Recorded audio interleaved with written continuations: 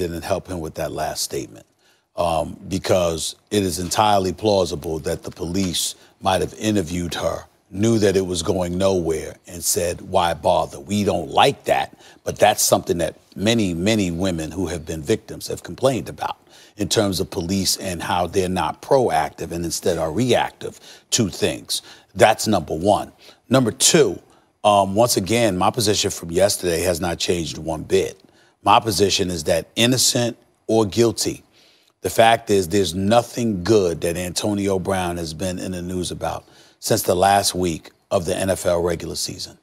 And this is a man that cares about his reputation, and it's literally dissipating and diminishing or actually deteriorating before our very eyes. And that's something that he needs to pay attention to. He needs to monitor what he does. He needs to monitor who he's around. He needs to monitor his temperament, because, see, here's where the part where I get really, really uncomfortable. How much you want to make a bet that if we keep talking about this stuff, we're going to see footage of Antonio Brown on the sideline getting into the face of an offensive coordinator or one of the assistant coaches? How much you want to make a bet about that? Of course, because what that's going to do is depict visually the kind of anger he's capable of having. It has absolutely nothing to do with this incident at all, but folks will, do pictures and through video will portray it that way. He does not win. So the bottom line is that he needs to be incredibly careful, all right? And he just needs to be more diligent in his approach towards doing the right thing and also conveying that he's and displaying that he's doing the right thing in the public eye. There's, of course, these are allegations. There's a presumption of innocence legally.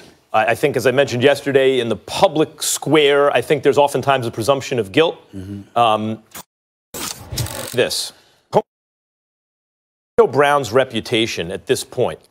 We think about the best, forgive me for making it about football. We think about the best receivers in the game. Three are often mentioned: Julio Jones, Antonio Brown, and Odell Beckham Jr. They seem to be on their own tier, even as others say apologies to so-and-so who really should be, but those are the three that are most often mentioned.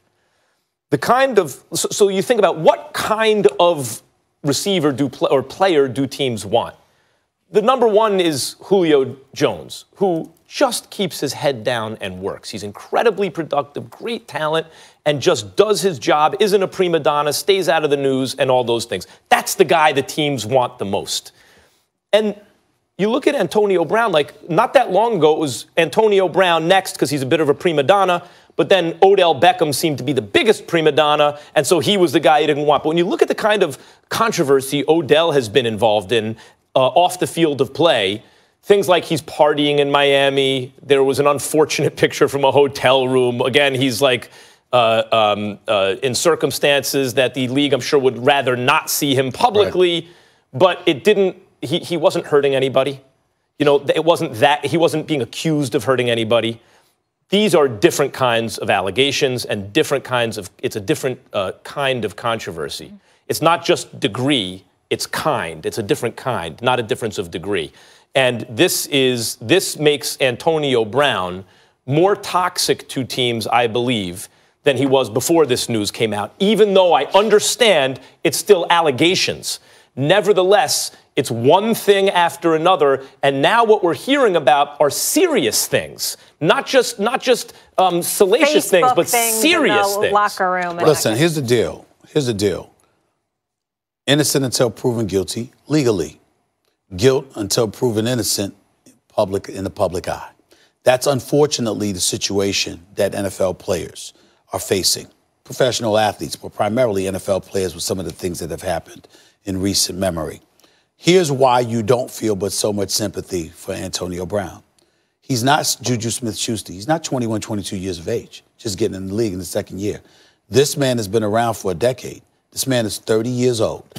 He knows the NFL inside and out. A matter of fact, he went about the business of calculatively and very skillfully, I might add, really building his image, to be the kind of entertaining superstar.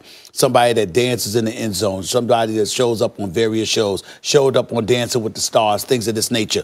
He's done a great deal to ingratiate himself with the public eye in an effort to monetize his brand. We get all of that.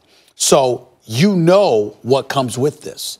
You knew exactly what you were doing when you were building yourself up, which means you're responsible for whatever teardown is in the process, because that means at the very least, you weren't responsible enough to protect your image. Now, that's not paramount in this particular situation. What's paramount in this situation is making sure, are you innocent of this? Yeah. Are you innocent or are you guilty of this? Because let me tell you something. We've heard Antonio Brown speak on too many occasions. You certainly went at Emmanuel Stewart on Twitter, on social media when he was at the NFL, when he was on the NFL Network. Emmanuel Sanders. I'm sorry. The late great Emmanuel Stewart, exactly. the boxing trainer. I'm sorry. My apologies. Yep. Emmanuel Sanders. Okay. So you go after these guys. You've spoken out. But with this incident, you have nothing to say.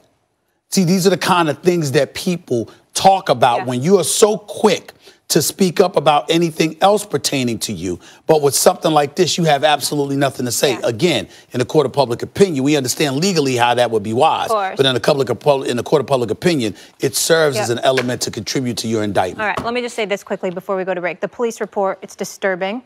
I'll be interested to see what the NFL finds in their investigation. I hope it's a thorough investigation, and I'll be watching how they handle it, regardless of the outcome. And I'm saddened for his children and for him and the female involved. It's an unfortunate situation all around that they have to deal with this now and hear about it in the media.